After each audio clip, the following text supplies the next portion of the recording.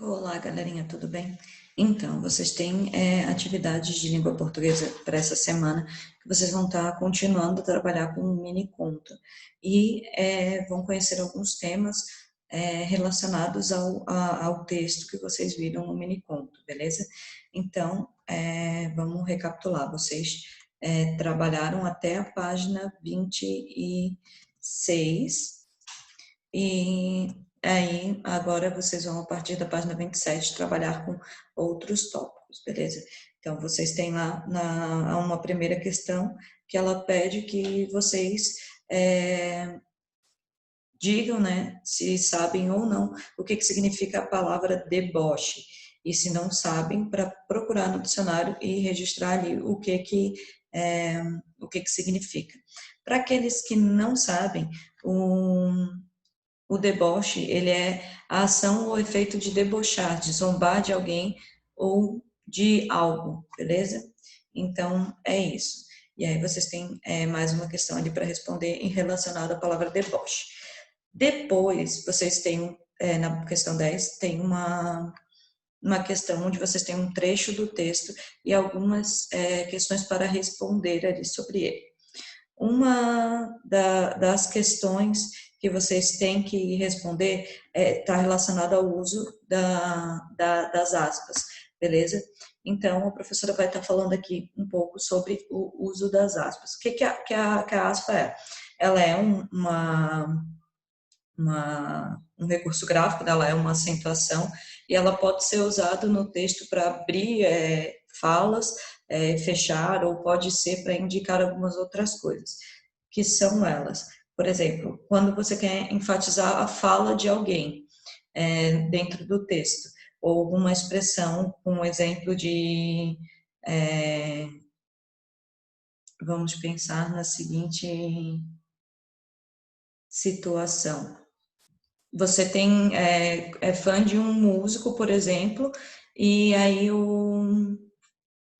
você está falando com o seu amigo sobre esse músico e acaba falando no momento que esse músico ele fez uma coisa que não faz muito parte da carreira, assim, por exemplo, ele não quis cantar tal música no show dele, que o pessoal estava pedindo, e aí o seu amigo pega e fala para você, que músico é esse?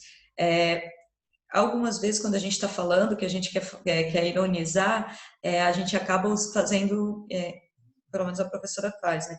Faz esse sinal aqui, quando está falando, que músico é esse? Isso significa que é um sinal de ironia. Que tipo de pessoa, de músico que é esse que não está fazendo seu próprio trabalho? Então, dá para ser usado para ironizar, dentro de uma fala, e no caso na escrita também para destacar que esse trecho é de fato uma fala irônica ou uma expressão de outra funcionalidade. Outra coisa que para que serve as aspas são as citações diretas, ou seja, você quer pegar a fala de alguém e colocar dentro daquele texto exatamente como a pessoa falou. Então você vai pegar e vai escrever o que a pessoa falou, só que entre as aspas, ou seja, antes de começar a fala da pessoa, você vai colocar as aspas e no final da fala você vai colocar as aspas também, para representar que aquela fala ali é uma fala de uma pessoa que você quis colocar ali e ela está exatamente como a pessoa falou, ok? Outra situação, quando é uma palavra estrangeira, por exemplo, que vocês viram ali, o show, o chat, o web, quando você está escrevendo, tem duas maneiras de sinalizar que é uma palavra estrangeira. Ou você coloca em itálico, só que só que isso seria um recurso mais para o computador, ou quando você está escrevendo, você coloca ela entre aspas, que daí a pessoa já vai identificar ali que ela é uma palavra de origem estrangeira. Outra coisa, é um termo diferente para vocês, o neologismo. O que significa isso? Quando você criou uma nova palavra para contextualizar aquilo, por exemplo, A professora vai usar uma frase que é bem comum nessa explicação. Essa noite vamos caetanear muito no show do Caetano Veloso. A palavra caetanear, ela não existe, porém foi criada para aquele contexto. Então, o que, que a gente tem que fazer quando cria uma palavra que ela não existe, mas que ela se encaixa na situação? A gente também indica ela por aspas. Isso acontece também com as gírias, que normalmente as gírias são expressões populares, né?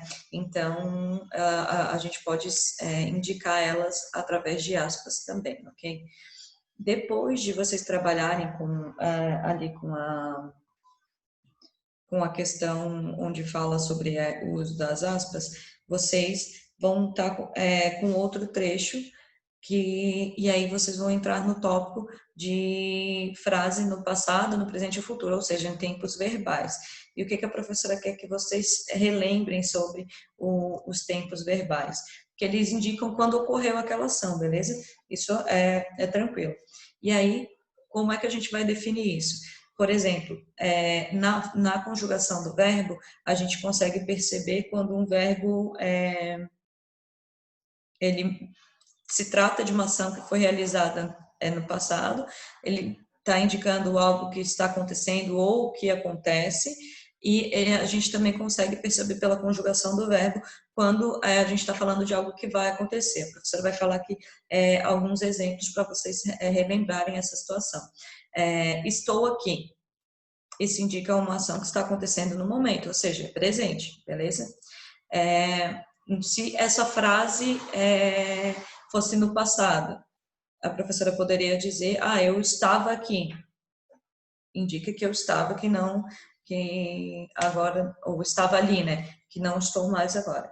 E no futuro, estarei ali. Ou estarei aqui em determinado momento.